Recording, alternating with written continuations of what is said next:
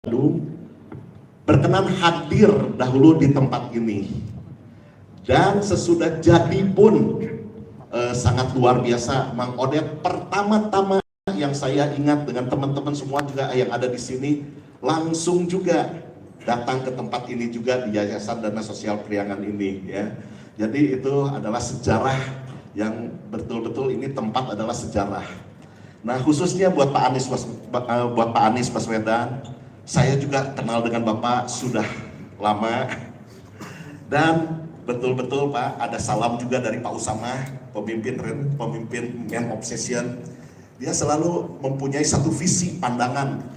Ya pada saat itu juga saya beserta dengan beliau memprediksikan, wah pasti ini Pak Anies menjadi menteri. Ternyata betul, beliau bisa jadi menteri. Dan dari, saya bukan memuji ya, memang ini kenyataannya. Sejarah pada saat itu sebelum menjadi menteri baik, sesudah juga baik, tanpa ada rasa tanpa ada rasa tanpa ada rasa kamu tuh apa sih, saya sudah jadi menteri gitu kan ya. Begitu Pak Kali, semua teman-teman semua yang hadir di ruangan ini, seperti kata Bapak, tidak kenal maka tidak sayang. Jadi sebentar lagi Pak Anies akan memberikan visi misinya untuk kita semua yang hadir di sini, supaya kita bisa mengenal lebih dalam lagi bagaimana sebagai seorang sosok Pak Anies ini, yang mana di tahun 2024 ini akan atau menjadi calon presiden. Untuk itu terima kasih sekali buat Bapak, Ibu, saudara-saudara sekalian. Kita siap untuk menyimak apa yang akan nanti disampaikan oleh Pak Anies. Terima kasih. Assalamualaikum warahmatullahi wabarakatuh. Terima kasih. Selamat siang.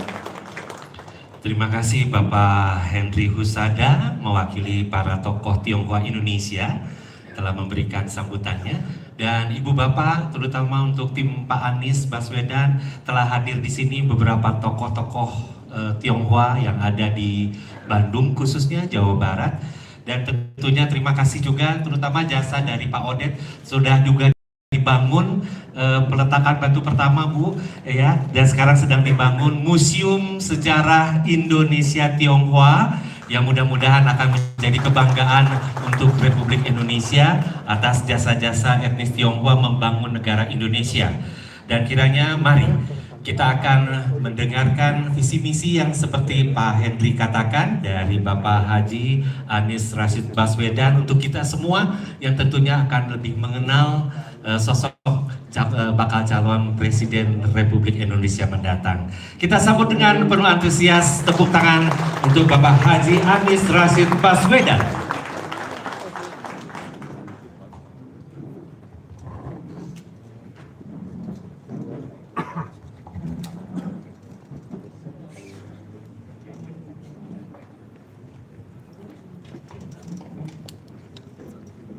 Pak Peng-Meng, terima kasih. MC-nya luar biasa. Kita beri tepuk tangan buat Pak Peng-Meng. Bapak Ibu sekalian saya hormati, Assalamualaikum warahmatullahi wabarakatuh. Selamat siang, salam sejahtera. Izinkan saya menyebut beberapa nama yang ada di dalam daftar yang tadi kami diberi, tapi saya melihat di sini ada begitu banyak pribadi-pribadi utama yang ikut hadir. Jadi kalau boleh kita beri tepuk tangan dulu ya, memilih untuk hadir pada kesempatan siang hari ini. Yang saya hormati koordinator acara Pak Henry Husada yang tadi sudah memberikan sambutannya, boleh beri tangan untuk beliau. Terima kasih sudah mengatur acara ini. Juga Pak Herman Wijaya, luar biasa fasilitasnya Pak, terima kasih. Masuk ruangan ini saya jadi ketemu jawabannya. Waktu tadi jalan-jalan di museum saya lihat foto-foto, saya kagum, pakai gedung Asia Afrika banyak sekali ya di sini. Rupanya gedung ini mirip gedung Asia Afrika. Kalau di foto itu setara kelihatannya. Bapak Chi Chin Fung yang saya hormati, Bapak Johan Pureru, Bapak Julius Tamara, Ibu Loliana, Bapak Cheng Ming San, Bapak Suwanda Holi, dan juga yang saya hormati hadir bersama kita di sini tamu kehormatan kita, Ibu Siti Muntamah Odet, Ibu Umi Odet yang saya hormati, juga Pak Dedi Rusmawan, Ketua DPRD, terima kasih, dan semua tamu-tamu undangan yang hadir, para ketua yayasan, organisasi kemasyarakatan, khususnya masyarakat Tionghoa Bandung, masyarakat Tionghoa Jawa Barat, dan hadirin sekalian yang secara khusus menyempatkan hadir pada kesempatan siang hari ini. Kami berterima kasih atas kesempatan untuk berdiskusi, berdialog dalam kesempatan pada siang hari ini, dan kami merasa tadi tur keliling di museum tadi menarik sekali, Pak. Mudah-mudahan nanti museum ini bisa dibesarkan dan bisa menjadi konsumsi masyarakat yang lebih luas lagi nantinya.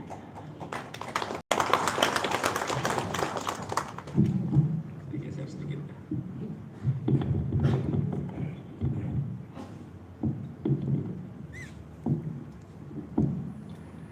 Bapak Ibu sekalian yang saya hormati, dalam kesempatan ini kami ingin menyampaikan pada Bapak Ibu sekalian sesuai dengan harapan yang tadi diungkapkan di dalam pertemuan sebelumnya. Pertama adalah tentang bagaimana kita memandang Indonesia dan bagaimana Indonesia ke depan.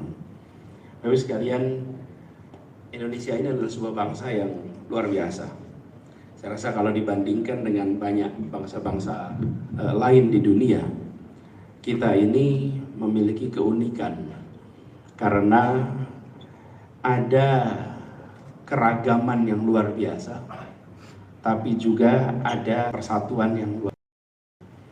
Yang kalau saya boleh analogikan, Indonesia ini seperti sebuah persenyawaan. Berbeda dengan percampuran. Apa bedanya? Persenyawaan itu dicampur tapi unsur baru. Kalau percampuran itu tidak menghasilkan unsur baru. Itulah bedanya persenyawaan. Kalau persenyawaan yang paling mudah ini air depan kita ini. Itu hasil persenyawaan. Antara apa? Kita semua tahu oksigen dengan hidrogen. Oksigen dan hidrogen itu bersatu, bersenyawa, lalu dia membentuk air. Apakah air itu oksigen? Bukan. Apakah hidrogen? Bukan. Apakah dalam air ada oksigen? Ya. Dalam air ada hidrogen? Ya. Itulah Indonesia kita. Unsurnya begitu banyak, membentuk satu entitas baru bernama Indonesia yang begitu banyak unsur di dalamnya. Indonesia bukan Batak, Indonesia itu bukan Sunda, Indonesia itu bukan Jawa, dan Indonesia ini bukan Manado, bukan Timor.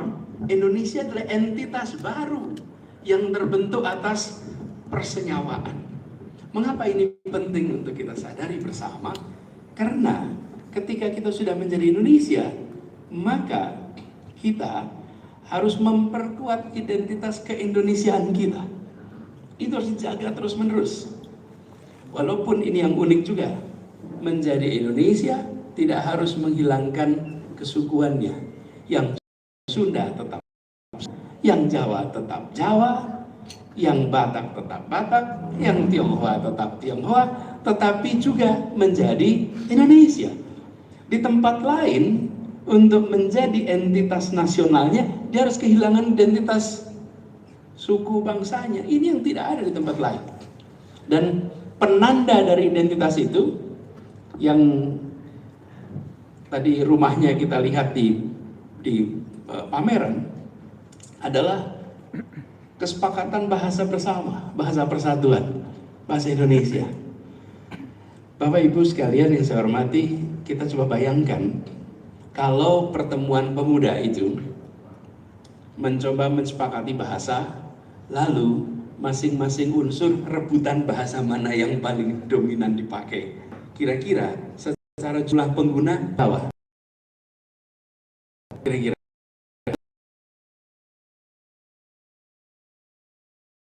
sudah itu paling banyak kira-kira bahasa Sunda, kira-kira begitu. Tapi tidak itu yang di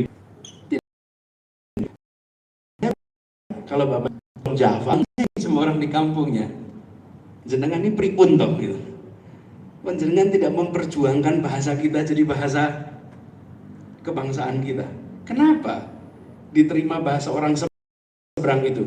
Jangan bayangkan ada Indonesia masa itu. Masa itu Sumpah Pemuda itu di bawahnya tulisnya apa? Negeri Jakarta. Bukan Jakarta. Negeri Jakarta. Ini masih 8. Indonesia merdeka tuh kayak masih jauh sekali. Tapi sepakat satu bahasa, dan bahasa itulah yang mempersatukan kita hari ini. Betapa indahnya pertemuan bangsa Indonesia ketika siapapun yang berbicara tidak perlu dapat terjemah yang menggunakan mikrofon menerjemahkan ke bahasa yang ada di sini. Bahasa ini lemnya, the glue, lemnya yang buat kita bisa bersatu.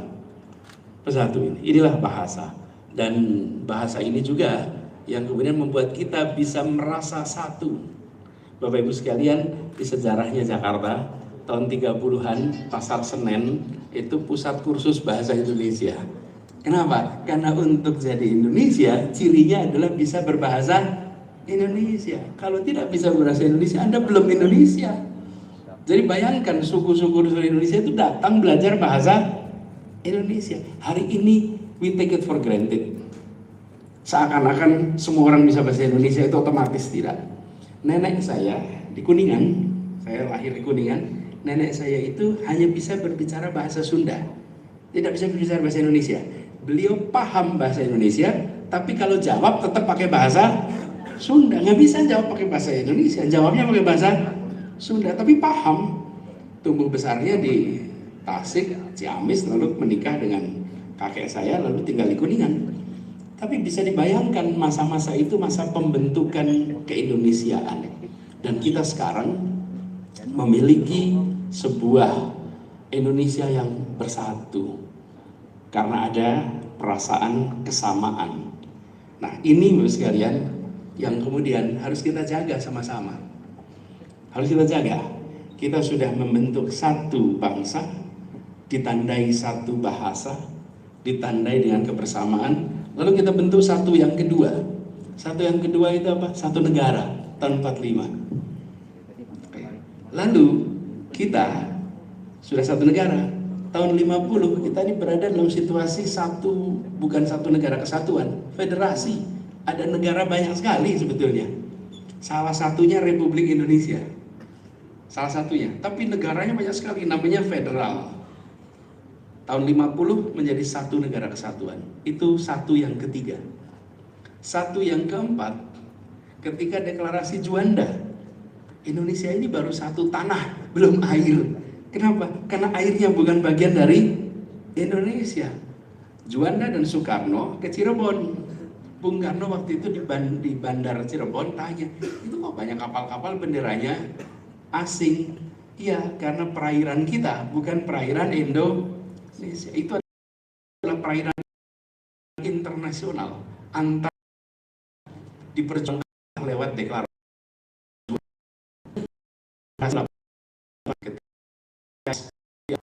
Nah, Nation Convention Law of the Sea, tidak salah.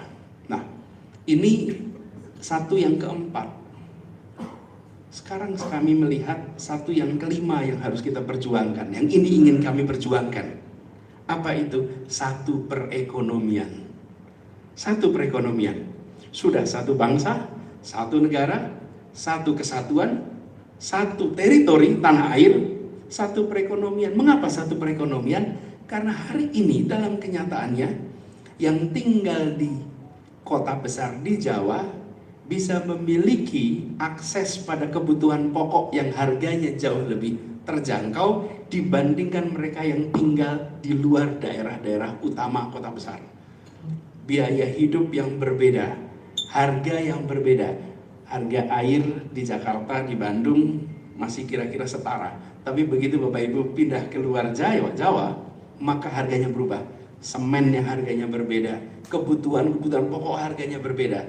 Kita harus membuat Indonesia satu perekonomian, terintegrasi, sehingga kita memiliki perasaan kesejahteraan yang sama. Satu perekonomian inilah yang harus kita dorong, bukan satu harga. Karena kalau satu harga itu Bapak Ibu pelaku pasar sulit, nah yang namanya satu harga. Tapi perekonomiannya terintegrasi, sehingga kesempatan sejahteranya setara. Nah untuk itu bisa dilakukan, kita harus berikan kesetaraan kesempatan.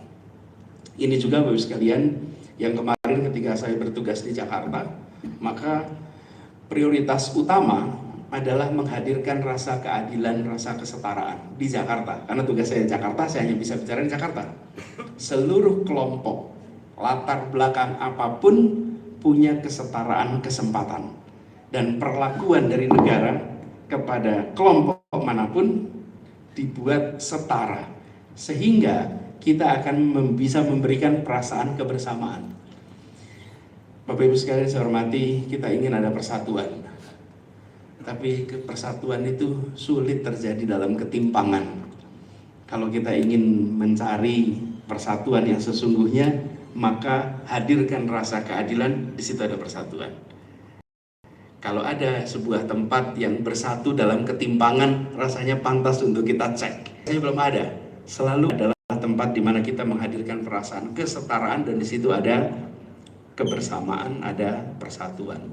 Dan di Jakarta, kalau boleh saya sampaikan, kami bersyukur bahwa semua unsur yang ada berkomunikasi, berinteraksi, dan ada kesetaraan di dalam mereka mendapatkan perlakuan dari negara. Baik itu berlatar belakang agama, berlatar belakang suku, berlatar belakang pendidikan, berlatar belakang sosioekonomi. Karena ketika bertugas di Jakarta, saya menemukan gapnya luar biasa. Yang rendahnya rendah ada di Jakarta, tingginya tinggi ada di Jakarta, kanannya kanan ada di Jakarta, kirinya kiri itu ada di Jakarta. Itu tempat yang lengkap secara heterogenitas, tapi juga tempat yang kita merasakan, kalau boleh saya menyampaikan, 5 tahun terakhir ini tempat itu menjadi tempat yang tenang, tempat yang teduh. Kadang-kadang kita tidak menyadari bahwa ketenangan dan keteduhan itu harus diusahakan. Ketenangan, keteduhan itu seperti ini, listrik di ruangan ini, Pak. Kita merasakan AC yang nyaman, cahaya yang terang.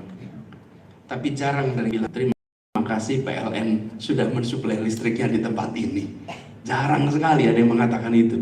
Padahal di balik lampu yang terang ini, di balik AC yang dingin ini, itu ada kerja rumit di belakang sana untuk memastikan bahwa Jamai dapat tenang, menjaga stabilitas, menjaga keteduhan adalah potensi masalah sebelum terjadi dan kemudian mencegahnya. Jadi pahlawan, jarang sekalian. Yang jadi pahlawan itu memadamkan. Listrik di sini mati, datang 2 orang petugas PLN, dia keluar akan bilang ini pahlawan kita, sehingga lampu kita nyala. Tapi ketika dia mencegah listrik mati, nah ada yang bilang ini pahlawan kita, nah ada. Api mungkin terjadi, pemadam melakukan usaha pencegahan pemadaman, pencegahan dilakukan, tidak terjadi kebakaran. Tidak ada yang bilang pada publik inilah pahlawan karena dia mencegah. Tapi ketika terjadi kebakaran, dia datang, maka kita semua akan bilang this is our hero karena dia memadamkan api. Bapak Ibu sekalian, membangun kesetaraan, kedamaian, keteguhan itu kami lakukan di Jakarta, tapi tidak kelihatan Ibu sekalian. Kenapa tidak kelihatan? Ya karena adanya suasana yang tenang, teduh. Memangnya tidak ada potensi konflik, banyak, berulang-ulang. Tapi setiap potensi itu muncul, lakukan pembicaraan, lakukan pertemuan, lakukan pencegahan, sehingga suasana teduh. Jangankan masyarakat, suami istri aja potensi cekcok banyak kok. Bapak Ibu coba, dalam 5 tahun, berapa kali cekcok suami istri? Pastilah ada. bisa ditaker, perbedaan pandangan pastilah ada, tapi dijaga sehingga tidak menimbulkan instabilitas. Perbedaan di masyarakat, friksi di masyarakat terjadi terus. Nah, itulah yang kita coba kerjakan sehingga timbul suasana yang tenang, suasana yang teduh, dan kami berdialog dengan semua. Jadi dalam kesempatan ini Bapak sekalian, saya ingin memberikan kesempatan kepada Bapak Ibu untuk menyampaikan pandangan, bertanya. Tadi saya sudah sampaikan kepada Bapak-Bapak ketika di pertemuan terbatas, Pak Herman, Pak Hendri, dan Pak Johan ya, tadi di situ saya sampaikan. Silahkan Bapak Ibu sekalian untuk memberikan pertanyaan apa saja supaya saya sampaikan sesuai yang diharapkan. Dan boleh tanya bebas, tidak perlu khawatir kalau Bapak Ibu merasa pertanyaannya agak kurang tega untuk menyampaikan, bilang aja baca dari WA Bapak Ibu. Jadi kan salahnya WA-nya gitu. Ada yang titip pertanyaan Pak, gitu, nggak apa-apa, tanyakan. Saya sampaikan di sini Bapak sekalian. Saya ingin sampaikan Bapak sekalian pesan sederhana. Saya mencoba untuk menghadirkan rasa keadilan, rasa kesetaraan. Dan saya mengharapkan dari masyarakat, termasuk Bapak Ibu sekalian, objektivitas di dalam menilai. Saya tidak meminta Bapak Ibu untuk menyukai saya, tapi saya minta Bapak Ibu untuk tidak menggunakan hoax dalam menilai saya. Itu saja yang saya minta. Ya. I'm not asking you to like me, okay? But I'm asking you not to use hoax to judge me. Itu aja. Karena itu yang dibutuhkan. Dan kami yakin Bapak Ibu sekalian bahwa bila kita bekerja bersama dengan objektivitas, kebersamaan itu akan terjadi. Kebersamaan itu akan bisa kita bangun. Jadi kalau boleh Pak, saya berhenti di sini dalam menyampaikan, tapi saya buka kesempatan ya, langsung aja Pak ya, untuk bisa menyampaikan harapan, pertanyaan, gugatan juga boleh Bapak bisa. Kalau merasa ada yang perlu digugat gitu, gugatan juga boleh. Dan nanti saya akan coba jawab sebisa mungkin. Silakan Bu Sira.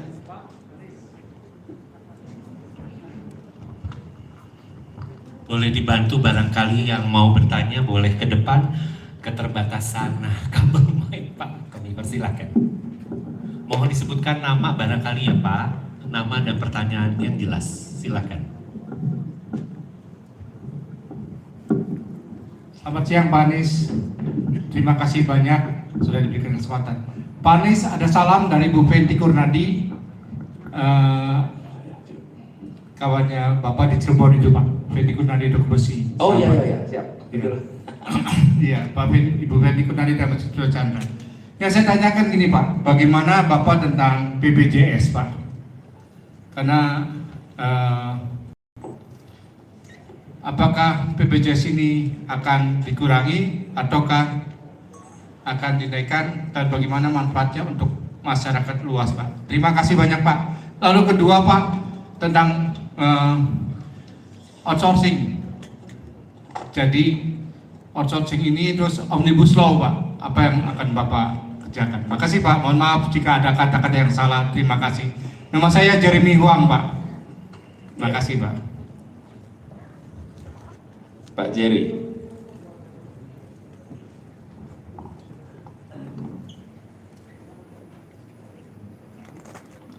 Kalau boleh beberapa saja sekaligus, nanti saya respon sekalian. Ya, Ibu Bapak ada yang mau bertanya, ada yang mau memberi saran barangkali, silahkan. Satu atau dua lagi, kami persilahkan. Ya, silahkan Pak, boleh maju. Satu lagi barangkali, kaum ibu dong. Ada? Ada? Oke, silakan. Yuk, silakan. Dua orang bertanya, kami persilakan.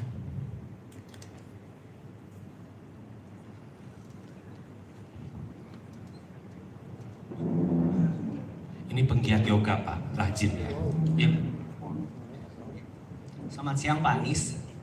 Ya, saya mau wakilin pertanyaan teman saya. Dia nanya, by the way nama saya Jan Timotius. Saya mau wakilin pertanyaan dari teman saya. Dia nanya, Karena saat ini kan di Bandung itu ada permasalahan persampahan di TPA Sarimukti. Dan kita juga mengetahui bahwa polusi udara itu bukan lumayan lagi, berat di Bandung ini. Nah, yang ditanyakan gimana solusinya tentang permasalahan dan polusi itu berdasarkan pengalaman Bapak ketika dulu menjadi gubernur. Itu aja Pak. Terima kasih. Terima kasih Pak Yan. Selamat siang Pak Anies, nama saya Sugi. Sugi. Ya Sugi. Mohon maaf, pertanyaan saya adalah mungkin apa tindakan yang akan Bapak lakukan jika Bapak terpilih? Karena saya dari pengusaha, itu sekarang yang menjadi masalah adalah banyaknya produk-produk dari luar, mau dari Cina, mau dari Korea, yang sekarang masuk ke Indonesia secara masif. Nah itu kan semestinya kan yang kami kan mungkin adalah proteksi Pak. Mungkin apa kira-kira tindakan yang Bapak akan lakukan? Itu saja Pak, terima kasih. Oke, terakhir Pak Henry, kami persilakan.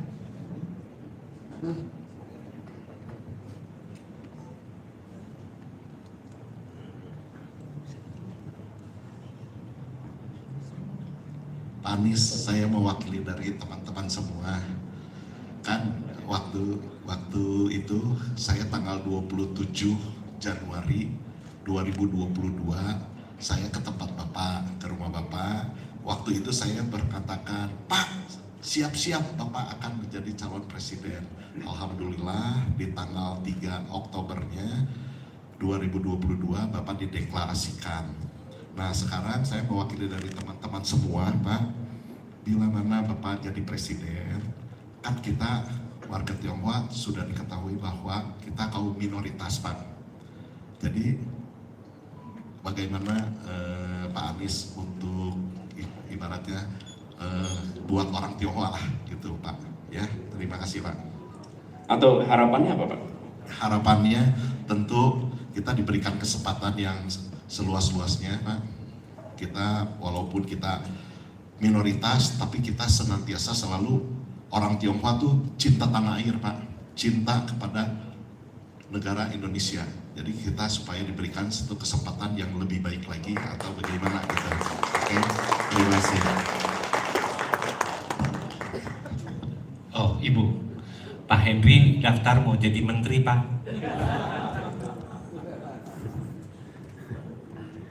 Selamat siang, saya mewakili ibu-ibu Pak Anies. Saya mau bertanya, seandainya Bapak terpilih jadi Presiden Republik Indonesia, apakah Bapak akan mensupport kami ini yang beragama Kristen dalam pembangunan gereja, dalam kebaktian, dalam kegiatan-kegiatan gereja? Terima kasih Pak. Nama Ibu maaf? Sani Felicia. Bu Sani.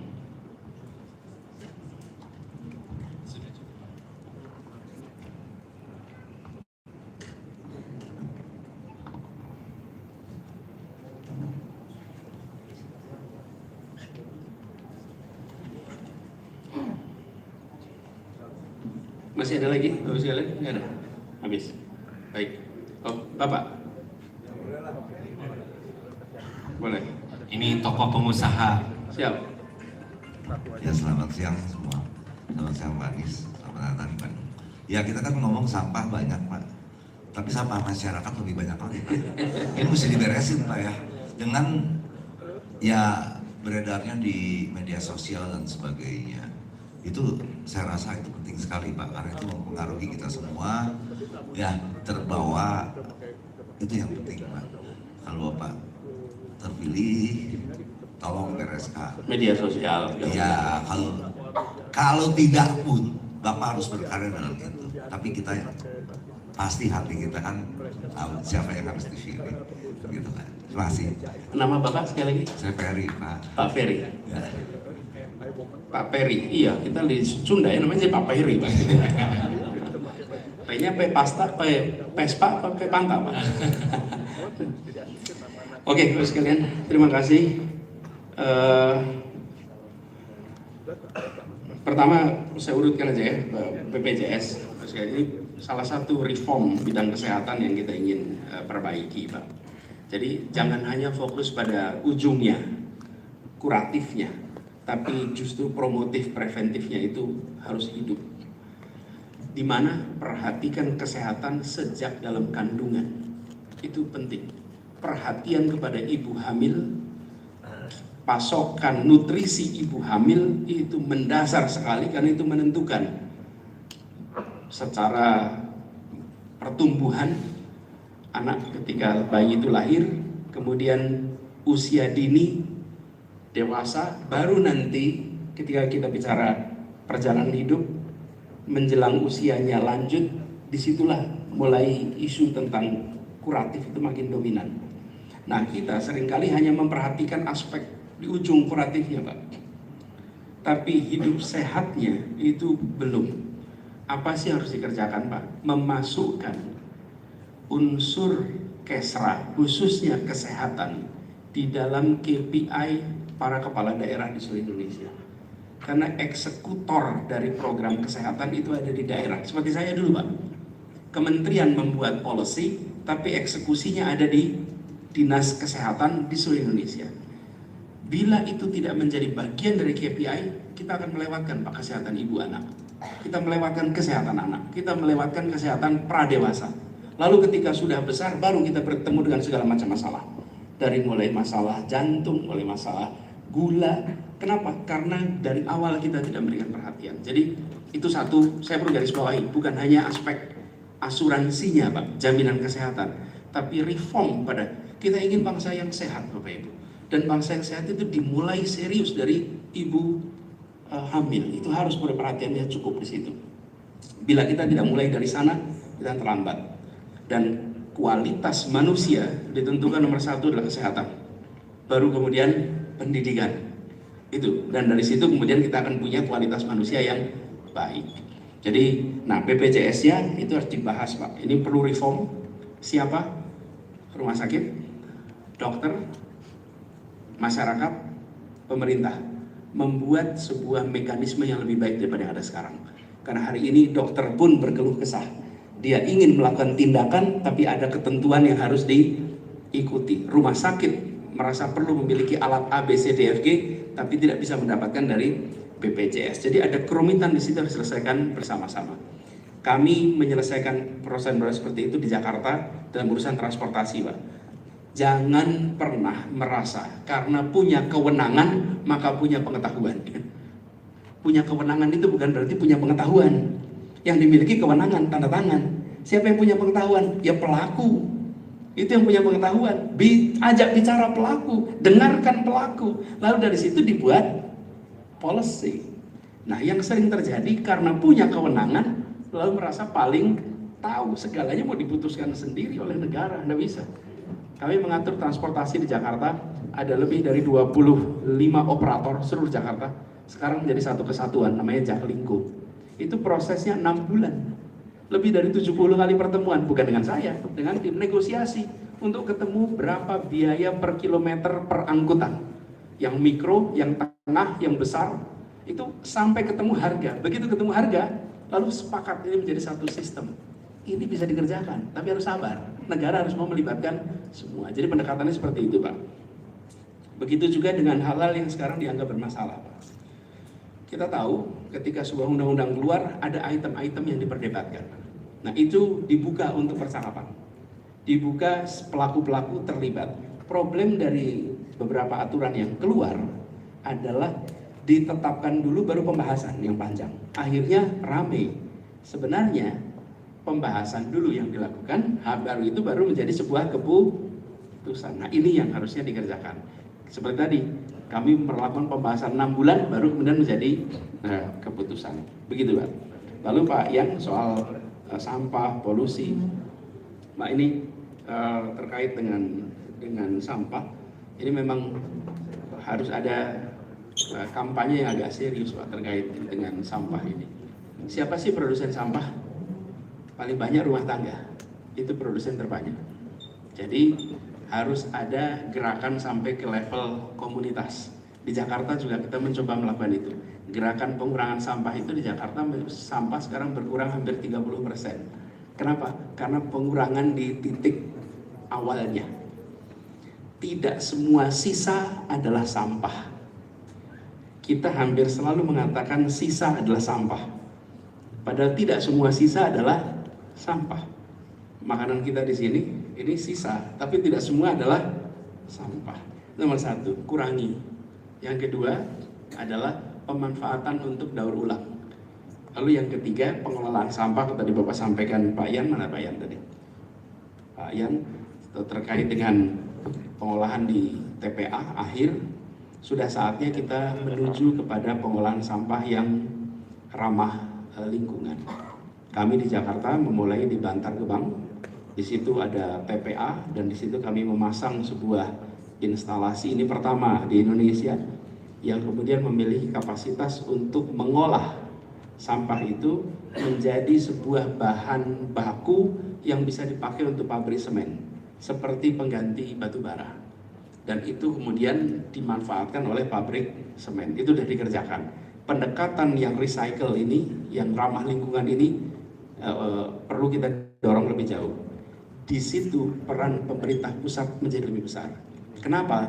Karena banyak kota tidak memiliki kemampuan anggaran untuk membangun itu, Pak. Karena investasinya besar. Jakarta memang punya anggaran besar. Bapak Ibu sekalian, Jakarta itu anggaran 87 triliun tahun lalu.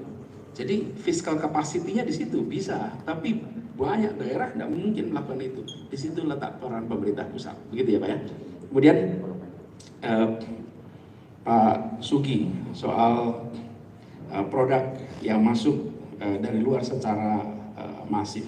Ini menjadi keluhan yang luar biasa di para pelaku industri mikro kecil, di mana kemampuan mereka memproduksi itu baik, tetapi economy of skill-nya itu tidak besar, sehingga kalah dengan produk yang masuk utamanya dari Tiongkok yang harganya itu murah dengan secara kualitas setara dengan produk kita.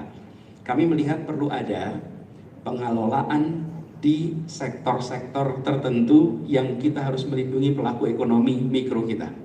Itu yang saya lakukan.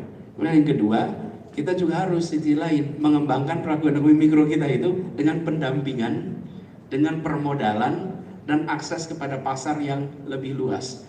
Jadi tidak bisa hanya sekedar menutup keran, tapi tidak melakukan perubahan di sini. Karena kalau kita tidak lakukan perubahan itu, muncul juga nanti kalau bicara tentang comparative advantage, rakyat kita yang akan mengalami kerugian karena dia tidak mendapatkan produk dengan harga yang lebih pantas bila sekedar melakukan proteksi saja. Ada sektor-sektor yang harus mendapatkan perlindungan. Pak Henry, kemudian ini Pak Peri dulu soal sampah masyarakat, Pak Peri. Masyarakat ini sekarang Bapak sekalian hampir semua kita bawa HP, dan anak-anak kita juga bawa HP, dan inilah salah satu penetrasi informasi yang luar biasa kuat. Jadi Bapak sekalian, ini dua front. Satu adalah pengendalian yang bisa diselenggarakan oleh negara untuk akses konten-konten yang bermasalah, baik itu pornografi sampai dengan konten-konten yang memiliki unsur kekerasan, merakit alat-alat yang bisa eksplosif dan lain-lain. Itu adalah konten yang harus diblok oleh negara. Tapi negara itu ada keterbatasan dalam memblok. Selalu saja ada yang bisa lolos, selalu saja. Tidak mungkin negara bisa memblok 100%, tapi prioritas negara melakukan blocking itu pada konten-konten yang tidak tepat. Di sisi lain, negara harus mengajak kepada penduduknya untuk belajar menggunakan informasi dengan benar. Kalau boleh saya sampaikan sedikit, Pak, ketika kami bertugas di Kemdikbud, satu, video game itu kan banyak bermasalah. Video gamenya ada dari Kominfo melakukan pengeblokan, tapi Kemdikbud membuat rating, disebarkan pada orang tua, rating atas produk-produk game itu. Mana yang untuk anak-anak kecil, mana yang untuk anak usia 5-7 tahun, mana anak 7-13, sehingga orang tua itu paham, anak itu paham. Mana yang untuk dewasa. rating ini itu ada Pak, di dunia pun ada, tapi kita di Indonesia tidak memasifkannya, sehingga yang terjadi banyak anak-anak kita mengakses permainan yang belum umurnya, dan itu harus dilakukan. Kemudian ketiga, mau tidak mau kita harus menyiapkan generasi baru kita untuk memilih informasi. Ada pilihan, filternya dikerjakan, pengelolaan informasi dikerjakan, dan ujungnya benteng pertahanannya mana? Di rumah. Itu benteng pertahanan dengan anak-anak dari kecil dibekali ini.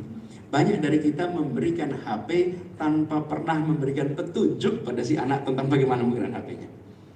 Dan itu banyak sekali sekarang materi-materi yang bisa digunakan oleh orang tua untuk membekali anak-anak bagaimana berbicara tentang HP. Dari pengalaman kami, anak-anak itu sebetulnya mendengarkan kata orang tuanya. Problemnya, orang tuanya tidak menyampaikan pada anak-anaknya. Dan orang tua itu adalah pendidik terpenting yang paling tidak tersiapkan.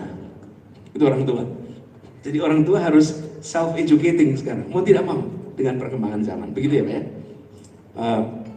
Lalu Pak Henry dan Bu Sani katanya setara, satu tentang bagaimana dengan masyarakat minoritas Tionghoa, kemudian bagaimana dengan gereja-gereja perizinan. Nah, saya cerita Jakarta. Bapak Ibu sekalian, kenapa saya sampaikan cerita ini Bapak Ibu? Bila saya mengatakan besok akan melakukan A, B, C, yang mengatakan tidak perlu bawa bukti, yang mendengarkan tidak bisa membantah, karena akan itu imajinasi Bapak Ibu, akan itu hayalan, bukan kenyataan.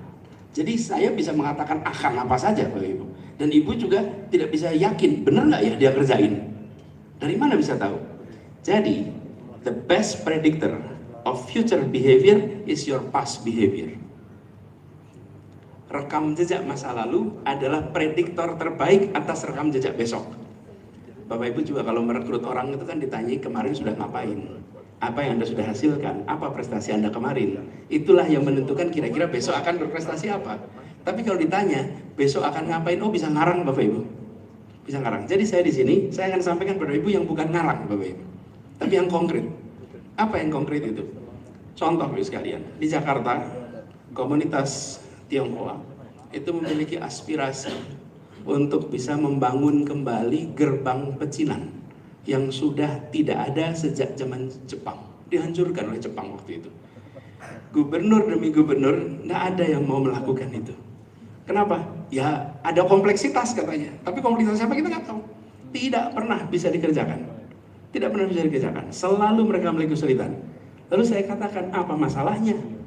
Bila di tanah ini kita menginginkan kesetaraan, maka siapa saja berhak untuk bisa mengekspresikan budayanya di tanah ibu kota yang di situ kita menempatkan semua setara. Alhamdulillah, gerbang pecinan itu sekarang terbangun dan tidak ada masalah sama sekali. Dan dibangun menyerupai ketika dihancurkan. Bayangkan Mas, penantiannya itu lebih lama daripada ulang tahun Republik kita. Penantian untuk ini bisa kembali. Kenapa itu bisa terjadi? Saya sebagai gubernur, ketika satu sisi mengatakan go, komunikasi dengan yang akan bilang jangan. Betul nggak Rosila? Kalau kita mau melakukan sesuatu yang itu ditaker, siapa yang potensi tidak setuju? Ajak bicara, bukan ditunggu sampai muncul di publik. Itu yang saya katakan tadi. Mencegah itu caranya identifikasi siapa yang potensi tidak setuju, ajak bicara, jelaskan sebelum ini menjadi eksekusi dan akhirnya jalan. Dan kita berinteraksi, misalnya kesetaraan. Saya tunjukkan rekam jejak saja Pak kalau terkait ini kesetaraan itu. Orang-orang yang bekerja bersama saya selama saya berkarir itu lintas agama, lintas suku bangsa. Saya ajak di sini satu. Dedi Wijaya, coba Dedi berdiri. Dedi, bahkan tadi ketika lihat foto di bawah itu saya sebutkan itu bagian dari pengajar muda namanya Alin, ternyata dia atlet perenang. Dedi ini adalah seorang lulusan sarjana dari Makassar yang waktu kami mendirikan program Indonesia Mengajar, itu dia mendaftar dan ditempatkan di Kepulauan Tanimbar. Kepulauan Tanimbar itu bawahnya Maluku, atasnya Darwin. Jadi tempatnya paling ujung-ujungnya Republik Tenggara itu namanya Tanimbar.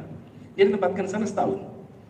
Tinggal bersama dengan warga setempat tanpa sinyal listrik, tanpa sinyal telepon, tanpa listrik.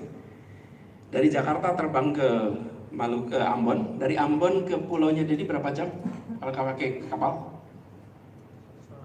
1,5 hari naik kapal. Dari Saum Laki berapa jam?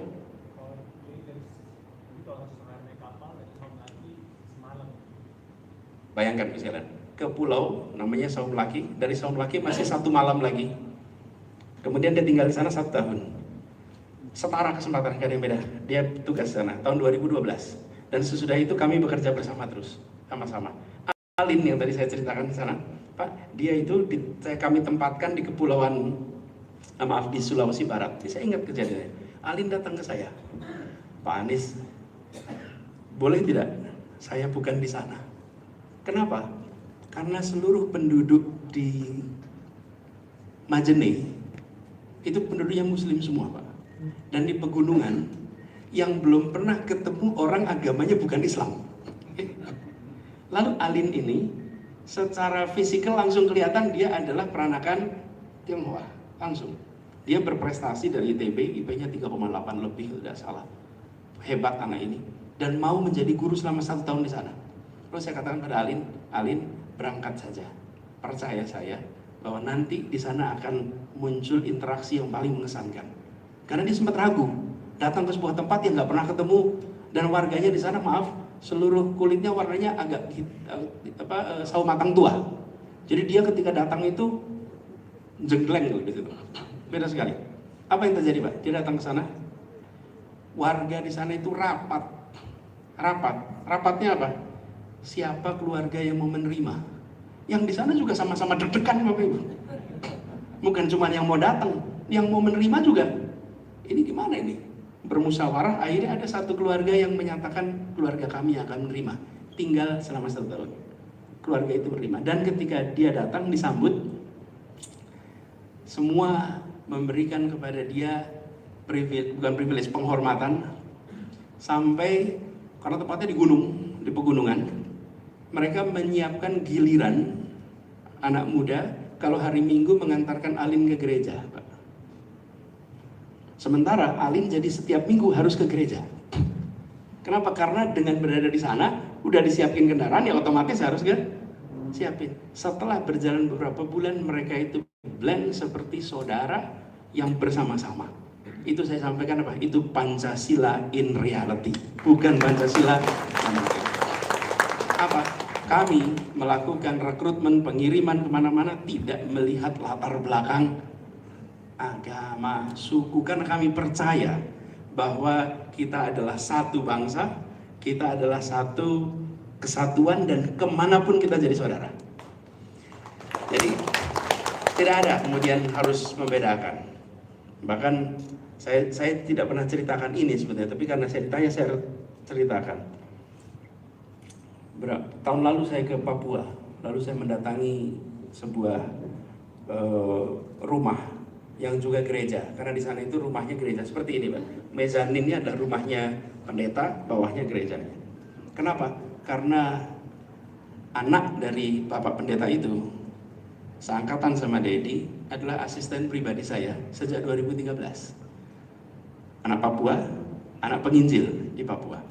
Dan itu tidak pernah menjadi sesuatu yang perlu saya ceritakan. Tapi saya ceritakan di sini karena ditanyakan. Untuk Bapak Ibu menggambarkan, ketika bicara rekrutmen, maka kita menetapkan prinsip meritokrasi.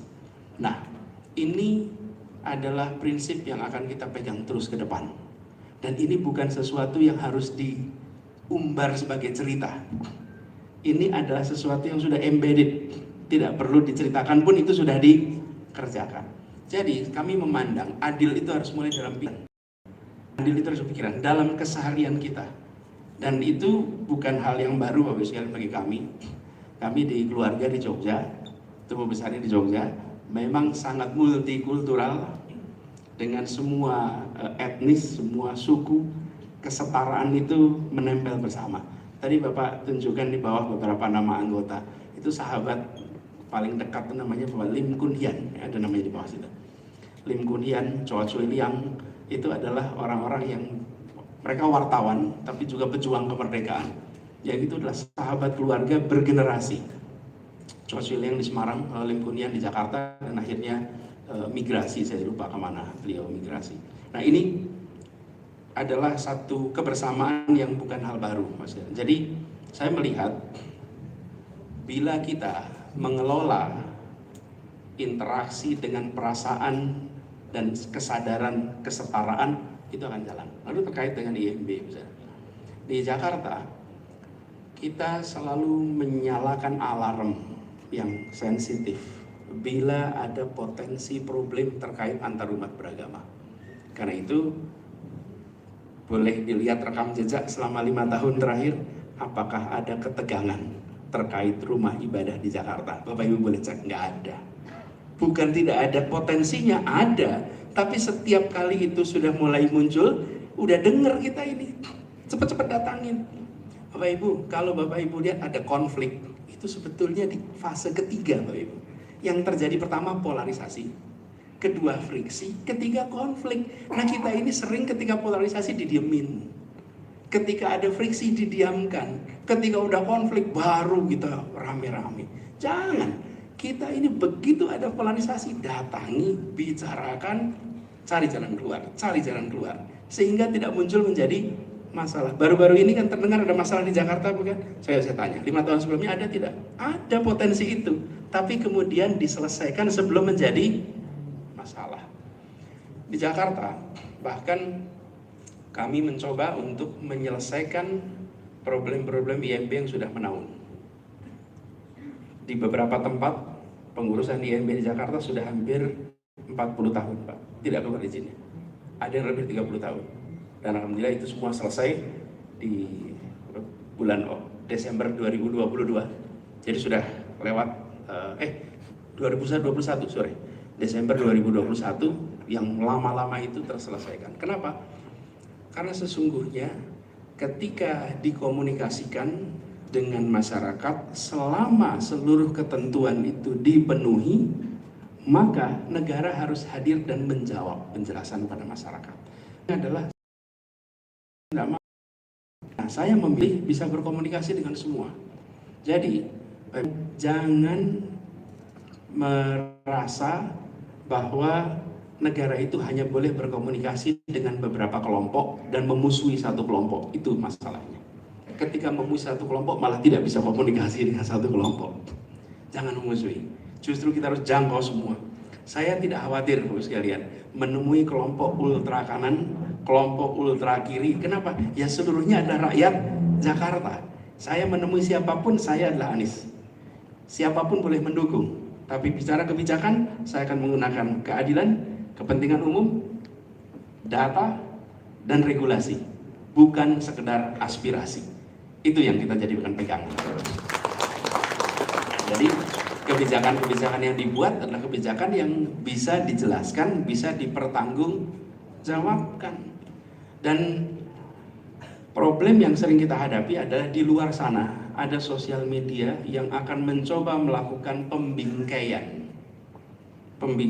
Nah, pembingkaian ini yang tadi saya katakan, Bapak sekalian. Ketika saya bertemu dengan Pak Henry, fotonya nggak akan viral, Bapak Ibu. Fotonya Pak Henry, bahkan tidak ada yang mau memviralkan. Nanti kelihatan pluralis gitu. Tapi ketika saya bertemu dengan yang lain, itu bisa diviralkan. Sementara saya sebagai pengelola negara, saya harus bertemu dengan semua, harus ketemu dengan semua. Dan ketika ketemu dengan semua, kebijakan yang saya ambil harus mendasarkan pada 4 itu. Saya ulang, prinsip keadilan, kepentingan umum, data, science, evidence, dan regulasi. Jangan dibalik, Bapak sekalian. Kalau regulasi nanti yang lain ada regulasi yang nggak masuk akal. Ada regulasi yang tidak masuk prinsip keadilan. Pegang 4 itu. Dan itulah cara mengambil keputusan. Jadi terkait dengan Ibu Musani, terkait dengan pengelolaan, ini justru aturan yang ada ditegakkan, dan di Jakarta itu yang kita lakukan. Maka Bapak sekalian, kalau boleh indikasinya adalah suasana tenang dan teduh. Tapi tadi saya berikan gambaran, suasana tenang teduh tidak menimbulkan hero Bapak Ibu. Tapi suasana kekacauan dan kemudian dipadamkan, you are seeing a hero. Kita mau pilih yang mana? Saya pilih yang pertama, yang tenang teduh walaupun tidak muncul hero. Saya pilih yang itu. Karena indikasinya adalah pada ketenangannya. Tapi Bapak Ibu kalau dengar cerita di belakangnya, seru Bapak Ibu, ramai betul. Tapi saya bilang nanti dah, itu biarkan jadi cerita-cerita untuk pelajaran sejarah, bukan bagian dari berita hari ini. Beritanya hari ini adalah ketenangannya. Kerja di belakang layarnya itu adalah sebuah tanggung jawab konstitusional yang kita kerjakan. Biarkan para sejarawan nanti menulis peristiwa-peristiwa itu. Nah, jadi saya sampaikan pada semuanya. Ya mungkin Bapak Ibu sekalian bertanya tapi tidak dipertanyakan. Saya sering mendapatkan pertanyaan itu, apakah nanti akan bersahabat pada minoritas? Apakah akan diskriminatif pada minoritas? Apakah akan berorientasi pada 1-2 kelompok? Itu kan sering ditanyakan. Cuman kadang-kadang kalau pas ketemu nggak tega tanya. Cuman kalau di sosmed aja ditanyain itu. Tapi kalau ketemu nggak keluar tuh pertanyaan itu. Jadi saya tanyain aja sendiri di sini kan. Jadi bagaimana? Maka jawaban saya begini Mas sekalian. Di masa Pilkada Jakarta, saya tidak menjawab semua tudingan itu. Kenapa? Karena sangkaan dibalas dengan sanggahan itu tidak ada dampaknya. Kata dia lawan kata saya, nggak ada artinya. Nggak ada artinya Mas. Saya tidak bisa, saya hanya berdoa waktu itu. Semoga Tuhan mentakdirkan saya bertugas sebagai gubernur. Dan sesudah saya bertugas sebagai gubernur, maka saya akan jawab semua sangkaan itu dengan kenyataan yang ada di Jakarta. Saya tidak mau membantah dengan kata-kata. Saya tidak mau membantah dengan pernyataan. Saya akan bantah dengan kenyataan. Dan itu jauh lebih kuat. Karena kenyataan. Jadi, saya selalu sampaikan pada relawan-relawan juga yang membantu. Bila ada pertanyaan seperti itu, jangan dibantah. Maka katakan saja, barangkali iya memang dia intoleran. Terus jawab, berikan pertanyaan berikutnya. Bisakah diberikan contoh intoleransinya? Oke? Ketika diminta berikan contoh, saya berani jamin tidak akan ketemu bukti intoleransinya. Nah, silakan saja cari. Tapi kalau dibantah, nanti kata A lawan kata B, biarkan saja. Kenapa? Tanggung jawab memberikan bukti itu pada yang menuduh, Bapak sekalian, bukan pada yang tertuduh, Bapak sekalian. Yang menuduh yang harus memberikan bukti. Kalau tidak ada buktinya, berarti it is baseless accusation. Nah, saya bisa katakan pada masa itu, Bapak Ibu sekalian, kalau di Jawa Barat ini, ada pilkada wali kota atau pilkada gubernur, lalu yang maju satu orang dari Sunda, satu orang dari Jawa, satu orang dari Batak. Kira-kira isu apa yang bakal rame di situ? Kira-kira isu apa tuh Mas? Isu suku. Pasti akan ramai. Kenapa? Karena ada faktor suku yang ada di situ, pasti. Kalau pilkadanya satu calon laki-laki, satu perempuan, isu apa yang akan muncul? Gender akan muncul. Kalau pilkada satu beragama Islam, satu beragama Kristen, isu apa yang akan muncul? Agama. Itu adalah sesuatu yang terjadi di mana-mana. Tetapi yang penting, yang menang harus merangkul, dan yang tidak menang harus mengakui hasil. Itulah demokrasi, dan itulah yang kita coba tegakkan di Jakarta. Selesai.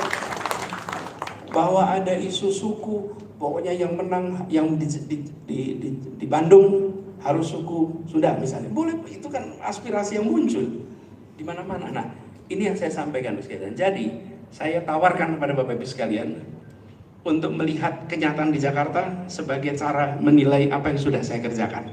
Itu yang bisa menjadi proyektor apa yang akan dikerjakan bila saya diberikan amanat untuk mengurus Indonesia nanti. Itu. Jadi saya tidak terlalu banyak mengatakan akan A, akan B, akan C. Bukan, lihat aja Jakarta. Dan alhamdulillah di Jakarta kami bersyukur suasana itu. Bahkan saya ingat sekalian, kami memberikan mendorong perubahan yang tidak banyak dibahas. Apa itu? Kalau menjelang ini Ibu tadi cerita tentang gereja, Ibu perhatikan, adakah pohon Natal di wilayah publik selama Republik ini merdeka? Di Jakarta? Tidak ada. Menjelang Natal tidak ada pohon Natal di wilayah publik. Pohon Natal itu wilayahnya private. Di mana? Di rumah, di mall, bukan di wilayah publik. Sementara saya sampaikan ketika menjelang Idul Fitri di wilayah publik ada begitu banyak sign. Saya sampaikan ini kesetaraan dan saya bicara dengan semua. Izinkan umat Kristen menyambut hari besarnya sebagaimana umat Islam menyambut hari besarnya. Dan itu bukan mau minoritas apa tidak, ini adalah soal kesetaraan. Dan di Jakarta ada Christmas Carol menjelang Natal, ada pohon Natal di Jalan Tamrin. Bapak Ibu cek coba sepanjang umur Republik memang ada di sana? Tidak. Tapi juga sisi lain, malam takbiran itu pernah dilarang Bapak Ibu di Jakarta. Umat Islam di Jakarta itu merasa kok bisa malam takbiran, nggak boleh takbiran di luar. Karena bagi umat Islam yang namanya takbiran itu sesuatu yang bukan wajib, tapi kayak apa ya, makan nggak ada garamnya, bukan ajaran agama berkeliling itu, tapi itu kebiasaan tradisi. Jadi yang Muslim boleh takbiran, yang Kristen boleh Christmas Carol. Itulah prinsip kesetaraan dan itu sudah dilaksanakan, bukan akan. Jadi ini kami sampaikan untuk Bapak Ibu sekalian menilai dari rekam jejak 3 aspek rekam jejak ini. Rekam gagasan, rekam action atau rekam karya, yang ketiga rekam accomplishment atau prestasi. Pakai 3 itu. Bapak Ibu kalau mau nilai siapapun pakai 3 ini. Rekam jejak, rekam gagasan, rekam karya, dan rekam accomplishment. Dari situ pilih yang terasa paling pas. Jadi kita bisa kemudian menggarisbawahi. Dan poin terakhir yang saya ingin sampaikan, pendiri Republik ini tidak pernah menggunakan istilah minoritas dan mayoritas. Bapak Ibu perhatikan, tidak pernah. Tidak ada. Coba Bapak lihat, Bung Karno pernah menggunakan istilah minoritas? Tidak pernah. Kok bisa sekarang kita malah menggunakan istilah ini? Kenapa? Saya ingin garis bawahi bedanya. Bung Karno dan para Republik selalu menggunakan istilah golongan. Apa bedanya golongan? Kalau golongan itu tidak mencerminkan ukurannya Bapak Ibu. Oke? Kalau mayoritas minoritas itu menyebutkan magnitude, ukuran. Jadi dia mengatakan Republik ini didirikan untuk semua golongan. Betul tidak saya? Kata yang digunakan golongan. Golongan itu artinya apa? Mau kecil mau besar setara di depan negara. Karena itu saya sampaikan pernah, Republik ini tidak didirikan untuk melindungi minoritas. Dan Republik ini tidak didirikan untuk melindungi mayoritas. Republik ini didirikan untuk melindungi setiap anak bangsa. Titik. Jadi ini bukan soal minoritas mayoritas, ini soal semua kesetaraan.